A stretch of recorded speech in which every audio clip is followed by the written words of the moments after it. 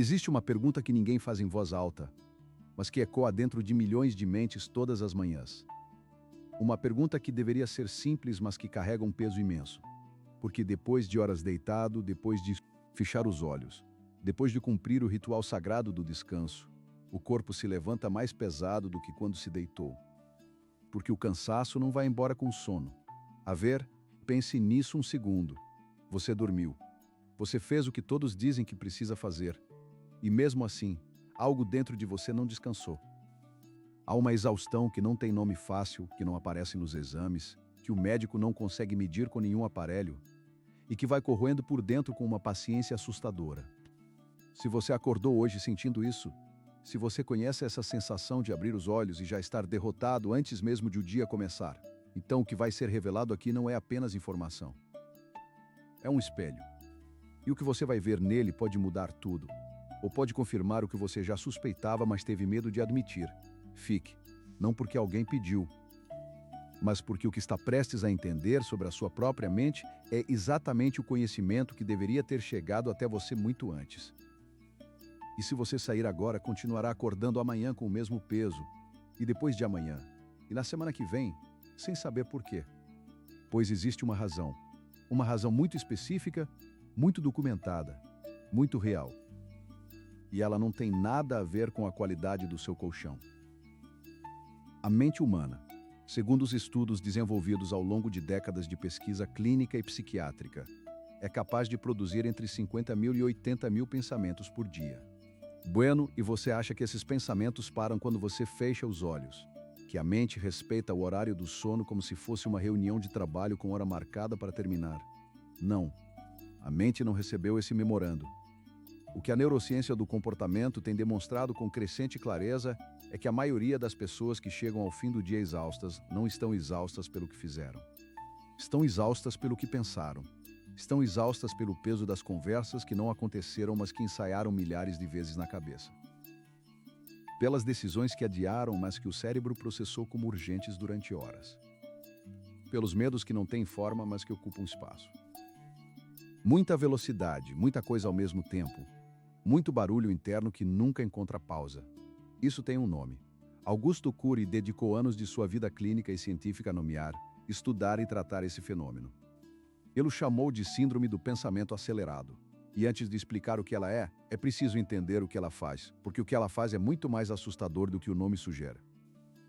Mas antes disso, há algo ainda mais fundamental que precisa ser compreendido, algo que vai além da síndrome em si, algo que diz respeito à forma como a mente moderna foi sequestrada sem que percebêssemos. E para chegar até lá, é preciso primeiro passar por um lugar que muitos evitam, o espelho do cotidiano. Imagine uma pessoa comum, pode ser você, pode ser alguém que você conhece. Ela acorda às 6:30 da manhã, já com o celular na mão antes mesmo de colocar os pés no chão. As notificações do dia anterior ainda piscam na tela, mensagens não respondidas. E-mails acumulados, manchetes carregadas de catástrofes que ela não vai poder resolver, mas que o cérebro vai registrar como ameaças reais. O café da manhã é rápido ou inexistente. O trânsito é um campo de batalha silencioso, onde a adrenalina sobe sem que haja nenhuma guerra declarada. O trabalho exige presença total, mas a mente está em 10 lugares ao mesmo tempo. No filho que ficou mal-humorado antes de sair de casa, na conta que vence sexta-feira, no comentário que o chefe fez na semana passada e que ainda dói no sonho que teve, mas não conseguiu terminar porque o alarme tocou no meio. A tarde passa como um borrão. O jantar é servido, mas não saboreado. A conversa com a família acontece em paralelo com os pensamentos que não pararam. E à noite, quando finalmente o corpo deita, a mente entra no seu turno mais produtivo. É ali, no silêncio que deveria ser paz, que os pensamentos encontram palco. E o show começa. Ruminar. Aquela palavra que vem do latim e que descreve o ato de mastigar o que já foi mastigado. O que os animais ruminantes fazem com o alimento. A mente doente faz com as emoções. Pega o que já passou, devolve para a superfície da consciência, mastiga de novo, engole e depois repete. A conversa que deu errado. A decisão que talvez não tenha sido a melhor. O futuro que parece nebuloso. A vida que poderia ter sido diferente. Tudo isso circula num loop que não tem botão de pausa. E é aqui que algo precisa ser dito com clareza clínica e sem nenhuma condescendência. Você não está dormindo quando faz isso. Você está trabalhando. O seu cérebro está consumindo energia, processando, construindo narrativas, simulando cenários. O que parece descanso é, na verdade, um laboratório em funcionamento pleno. E quando o alarme toca de manhã, o laboratório ainda está de pé. As luzes acesas, as máquinas ligadas. O corpo levantou, mas a mente nunca deitou. Esse é o paradoxo central que Augusto Cury encontrou repetidamente em sua prática clínica. As pessoas que mais precisam de descanso são exatamente as que menos conseguem desligar. E quanto mais tentam forçar o desligamento, mais o sistema se agita. É como tentar apagar um incêndio jogando gasolina e esperando que o cheiro de queimado desapareça. Deixa-me pensar um momento, porque há algo aqui que vai além da biologia. Há uma dimensão filosófica que precisa ser tocada e que Cury sempre colocou no centro de suas reflexões. A mente moderna foi colonizada. Não por um vírus, não por um inimigo externo com rosto e nome, mas por uma cultura que transformou a velocidade em virtude, a produtividade em identidade e o silêncio em sintoma de fraqueza. Vivemos numa era em que ser ocupado é um status social, em que dizer estou exausto quase soa como uma conquista, em que a pessoa que dorme menos é admirada por sua dedicação e a que pede pausa é olhada com suspeita. A sociedade moderna, com toda a sua tecnologia e progresso, criou algo que nenhuma era anterior tinha conseguido criar com tanta eficiência: humanos que são escravos voluntários da própria mente acelerada. E a ironia filosófica que Cury adorava sublinhar, é que corremos cada vez mais rápido para chegar a um lugar de paz que só existe quando paramos. Você sabia que o cérebro humano consome aproximadamente 20% de toda a energia do corpo, mesmo sendo responsável por apenas 2% da massa corporal? 20%. E isso em condições normais. Quando o pensamento acelerado entra em cena, quando a ruminação ocupa o palco e o córtex pré-frontal é convocado para trabalhar sem descanso, esse consumo dispara. O que isso significa na prática? Significa que uma mente que não descansa devora o corpo por dentro. Não metaforicamente, literalmente. Se você está assistindo a este vídeo e está sentindo que esta descrição é familiar demais, que ela soa como o retrato do seu próprio dia, então este é o momento de fazer uma pergunta que merece uma resposta honesta. O que você está perdendo enquanto sua mente está em outro lugar? Pense nos seus filhos. Não como uma abstração, mas de forma concreta. Você está na mesa do jantar com eles, mas onde está a sua atenção? Você os ouve, mas os escuta? Quando foi a última vez que olhou nos olhos de uma criança que te ama e esteve completamente presente, sem nenhum pensamento paralelo funcionando ao fundo? A ausência mais cruel não é a do pai ou da mãe que vai embora. É a ausência daquele que está presente fisicamente, mas que nunca chegou de verdade. E aqui é onde a conversa precisa ser corajosa, porque neste ponto Augusto Cury era implacável na sua gentileza. O adulto que não aprende a gerir os próprios pensamentos não é apenas vítima. Ele também se torna, sem querer, o autor do sofrimento das pessoas que mais ama, a irritabilidade que explode na hora errada, o humor que oscila sem que os filhos entendam porquê. A frieza que a parceira ou parceiro sente, mas não sabe como nomear. A incapacidade de estar presente nas pequenas alegrias, nos momentos que depois, anos mais tarde, vão doer por não terem sido vividos com inteireza. Tudo isso tem uma raiz comum, uma mente que nunca aprendeu a descansar e que por isso nunca consegue verdadeiramente estar. Se você reconhece alguma dessas dinâmicas no seu lar, se você sente que a sua exaustão mental está deixando marcas em quem você mais ama, saiba que não está sozinho. E saiba também que este reconhecimento e este momento de clareza é o primeiro passo para algo diferente. Mas antes de chegarmos às ferramentas, há ainda um nível mais fundo nessa conversa. Porque a síndrome do pensamento acelerado não é apenas cansaço. Ela é o vestíbulo de algo muito mais sério e é preciso que você entenda o que está em jogo de verdade. Porque o que vem depois do cansaço, se não for tratado, não é simplesmente mais cansaço.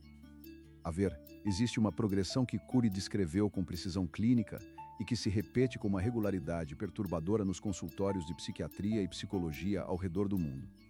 A primeira fase é o pensamento acelerado, aquele estado que já foi descrito, de mente que não para, de sono que não descansa, de energia que não se recupera. A maioria das pessoas vive nessa fase por anos sem reconhecer como um problema clínico.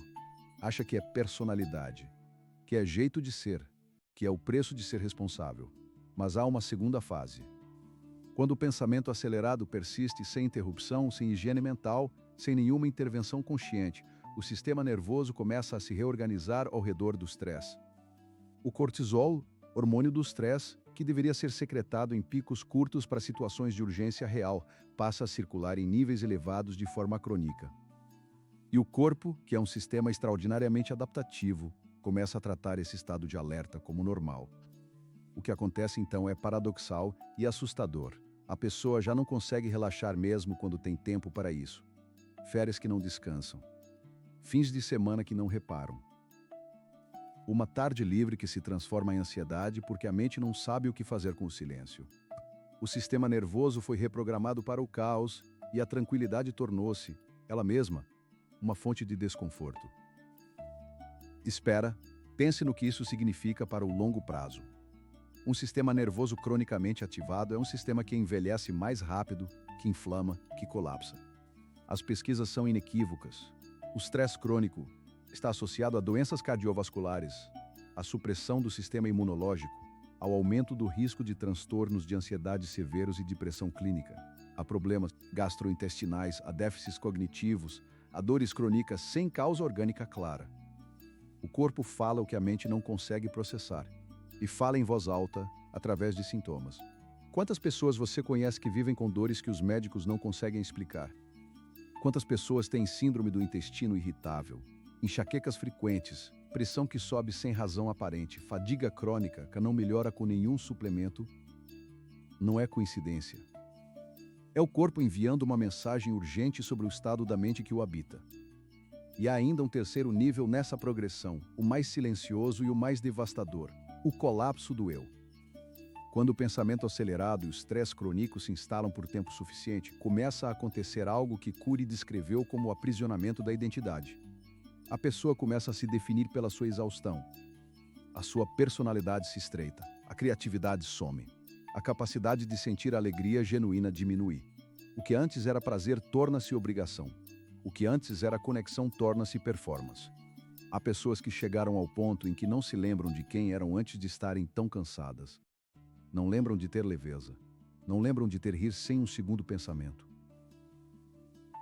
E quando isso acontece, quando a identidade começa a ser construída sobre a exaustão, então a pessoa não está apenas doente. Ela está perdida. E o que é mais assustador, ela muitas vezes nem sabe disso. Se você chegou até aqui, se ficou com este vídeo até este ponto, há uma razão. E essa razão tem nome. Você reconhece algo do que foi descrito. E esse reconhecimento, por mais desconfortável que seja, é a coisa mais importante que pode acontecer neste momento. Porque só se pode sair de uma prisão quando se percebe que as paredes existem. Existe algo que nenhum canal sobre saúde mental vai admitir facilmente, e Cury era um dos poucos que dizia isso abertamente. As pessoas que mais precisam desse tipo de conhecimento são exatamente as que têm mais dificuldade em receber ajuda. Porque a mente acelerada não para nem para ser curada. Ela continua produzindo argumentos para não mudar, razões para continuar no mesmo ciclo, justificativas para o adiamento. Depois eu cuido disso. Agora não posso parar. Semana que vem vai ser diferente. Semana que vem nunca chega. Mas o colapso, esse chega, e é aqui, exatamente aqui, neste ponto de urgência e de reconhecimento, que a conversa muda de direção. Porque Augusto Cury nunca foi um pensador que apenas nomeava o problema e deixava as pessoas com o peso do diagnóstico. Ele era um construtor de saídas. E as saídas que ele desenvolveu ao longo de décadas não são abstrações filosóficas. São ferramentas, são técnicas. São práticas que podem ser começadas hoje, não amanhã, não depois do próximo projeto, não quando a vida ficar mais calma. Hoje. A primeira e mais fundamental compreensão que Cury queria que as pessoas levassem para casa é esta: você não é os seus pensamentos. Esta frase parece simples, parece quase banal de tão repetida. Mas a maioria das pessoas a lê como informação e não a experimenta como verdade vivida. E há uma diferença enorme entre saber que o céu é azul e olhar para cima em um dia claro e sentir aquele azul. A mente produz pensamentos da mesma forma que o pulmão produz respirações. automaticamente e continuamente, sem pedir permissão. Você não decidiu ter o pensamento que teve às 2 da manhã sobre aquela conversa difícil.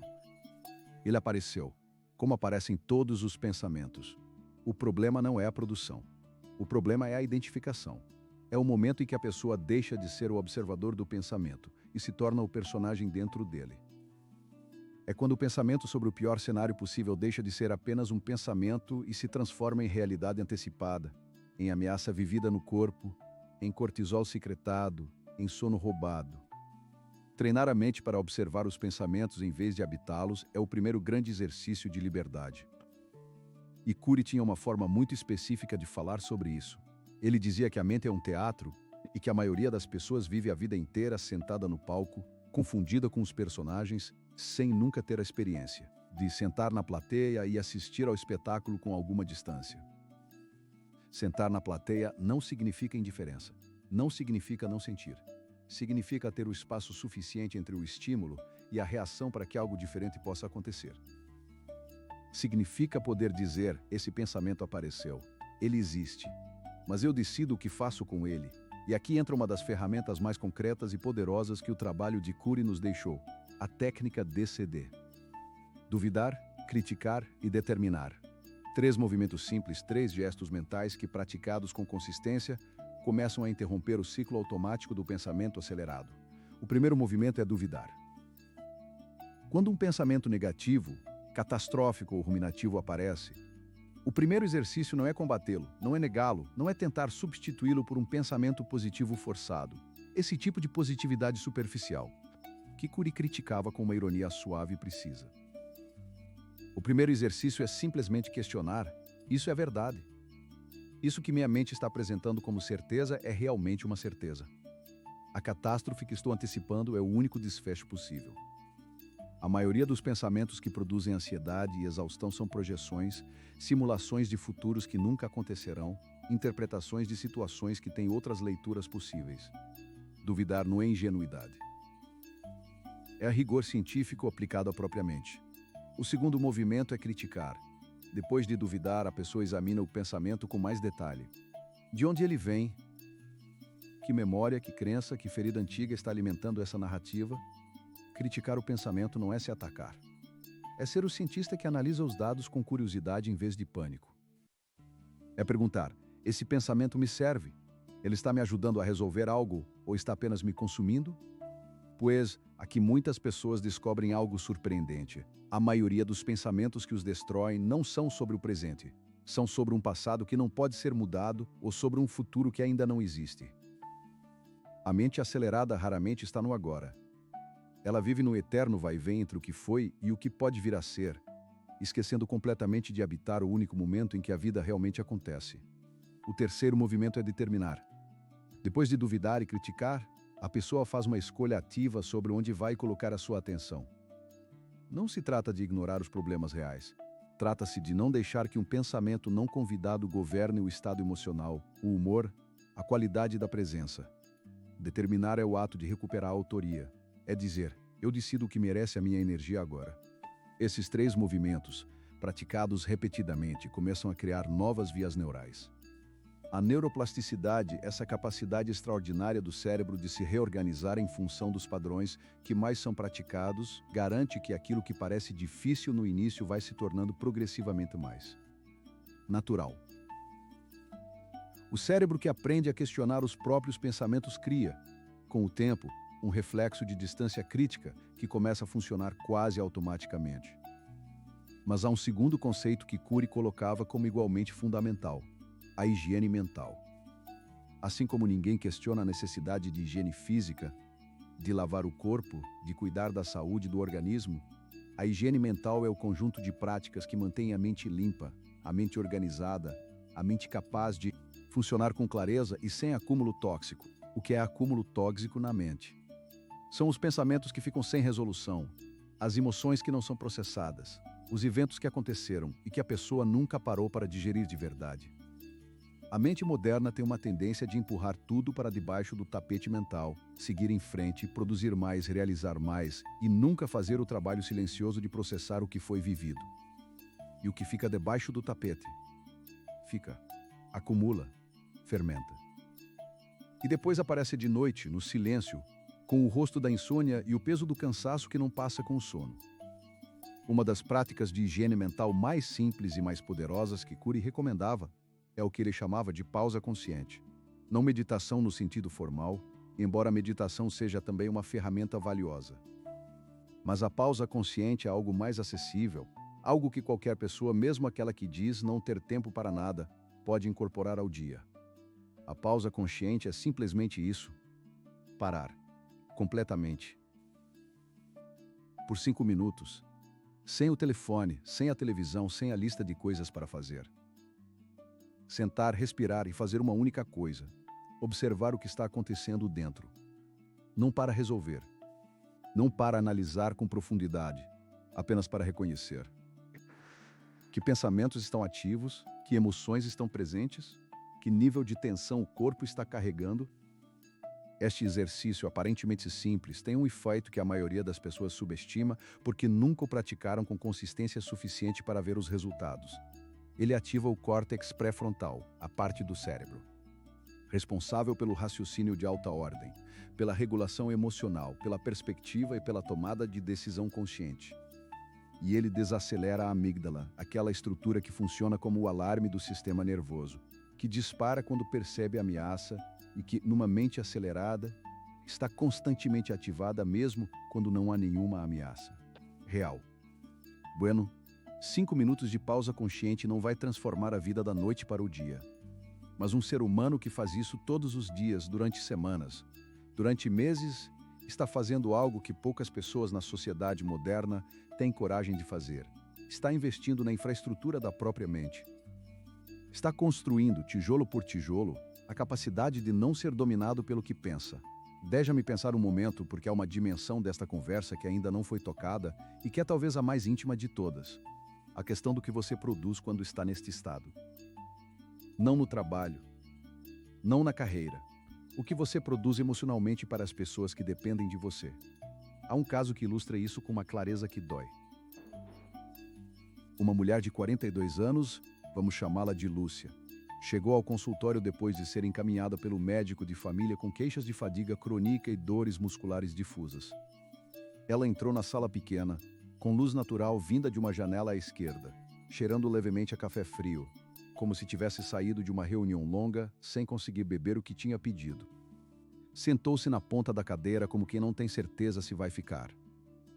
Quando questionada sobre como estava, ela respondeu: "Estou bem, só cansada.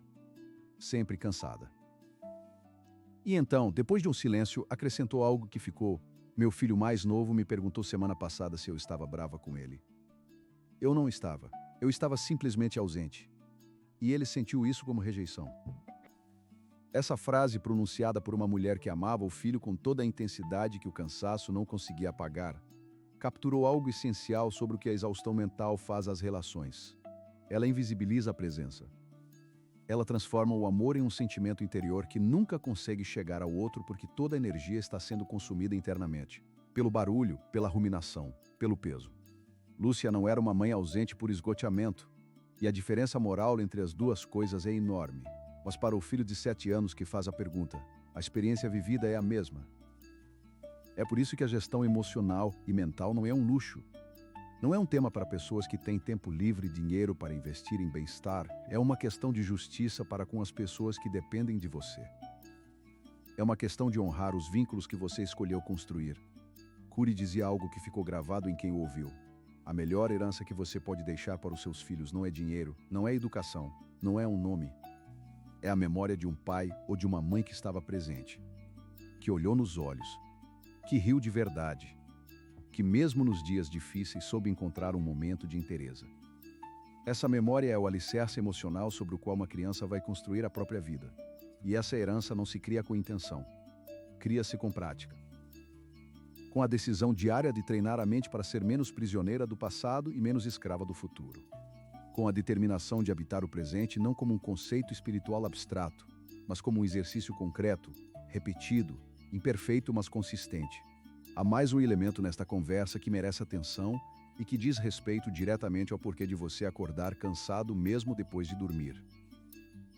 Para além da ruminação e do pensamento acelerado, Há um terceiro fator que a pesquisa clínica identificou como crítico: a qualidade do que a mente processa nas últimas horas antes de dormir. O cérebro não é uma máquina que simplesmente desliga quando o corpo deita.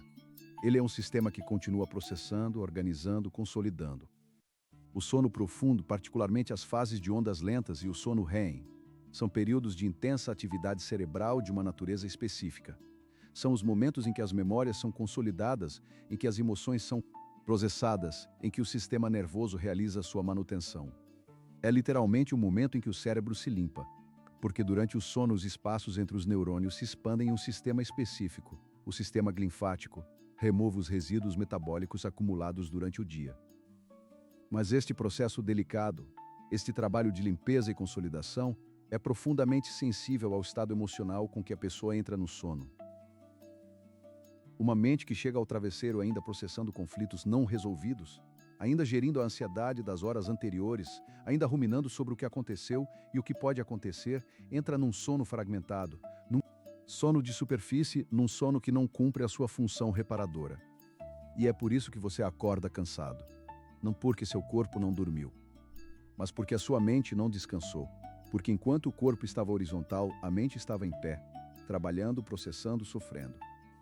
E o consumo energético continuou. E o cortisol não baixou o suficiente. E o sistema nervoso não teve o intervalo que precisava para se reequilibrar.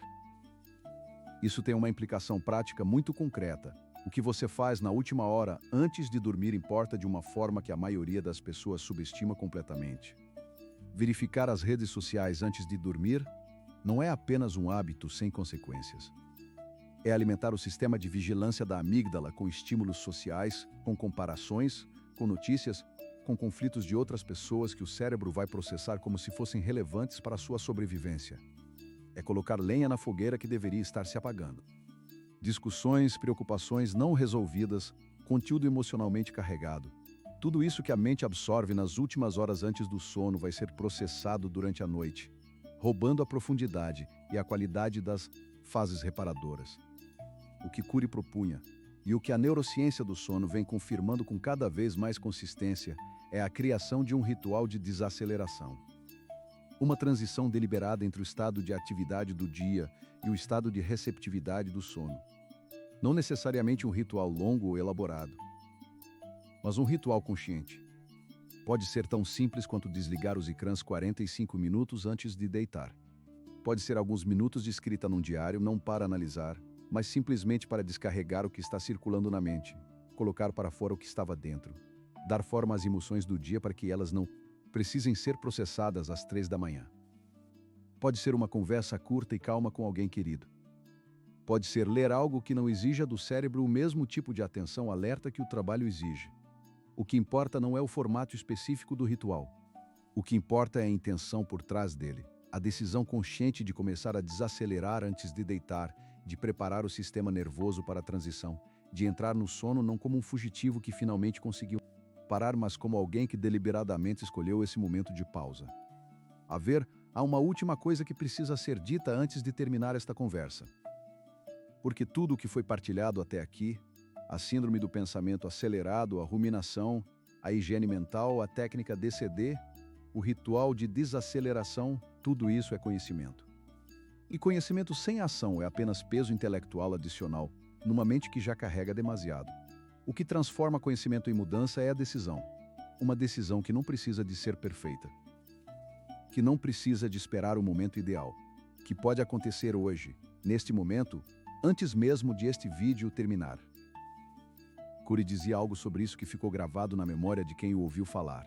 Ele dizia que cada ser humano é, ao mesmo tempo, o autor, o personagem e o leitor da sua própria história.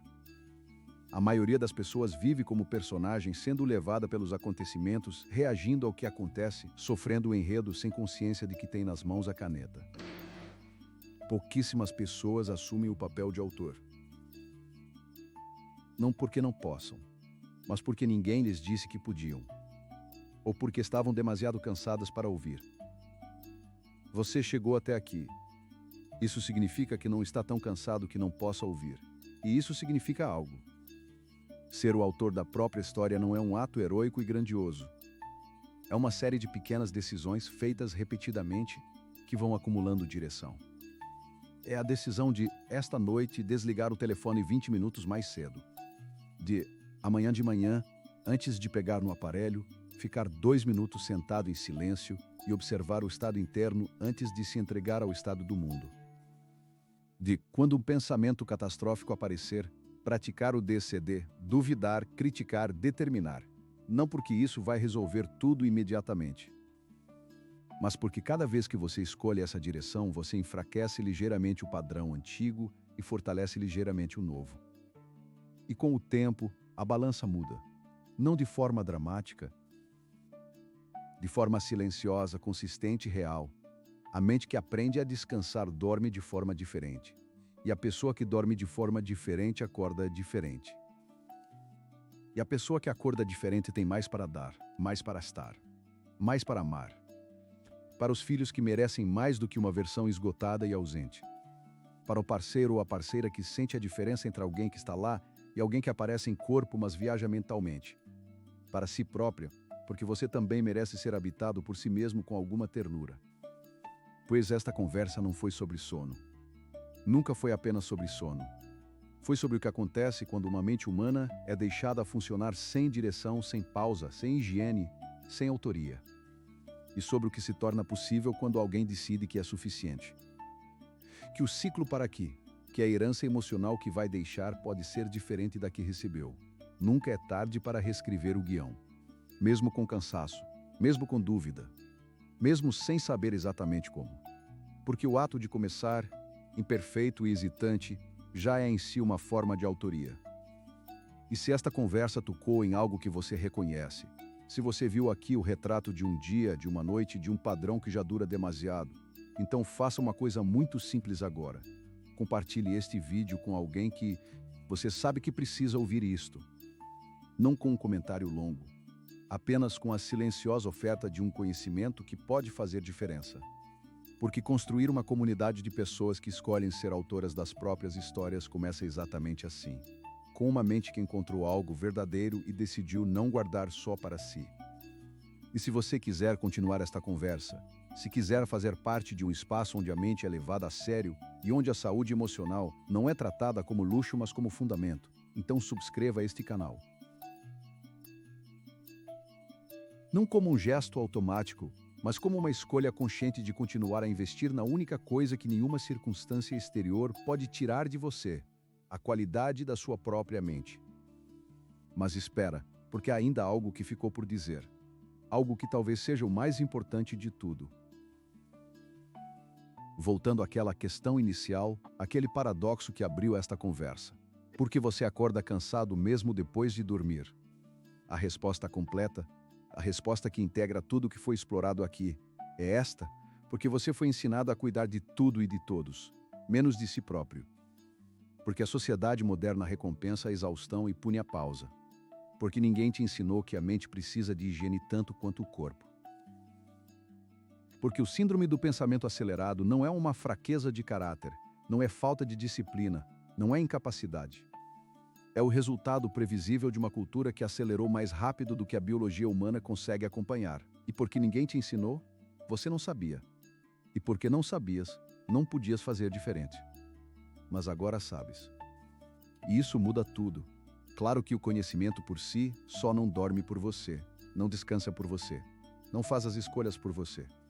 Mas dá-te o que nenhuma quantidade de sono de má qualidade consegue dar, a consciência de onde está o problema e a direção de onde está a saída. O cansaço que você carrega não é o seu destino. É o resultado de padrões que podem ser interrompidos, de hábitos que podem ser substituídos, de uma narrativa que pode ser reescrita. Augusto Cury dedicou a sua vida inteira a demonstrar que isso é possível, não como promessa vaga de autoajuda, mas como conclusão clínica fundamentada em décadas de observação e pesquisa. A mente humana é extraordinariamente plástica, extraordinariamente capaz de mudar. Não quando as circunstâncias mudam, quando a intenção muda, quando a decisão é tomada, quando o autor assume o controle da caneta. Você acorda cansado porque a sua mente trabalhou a noite toda.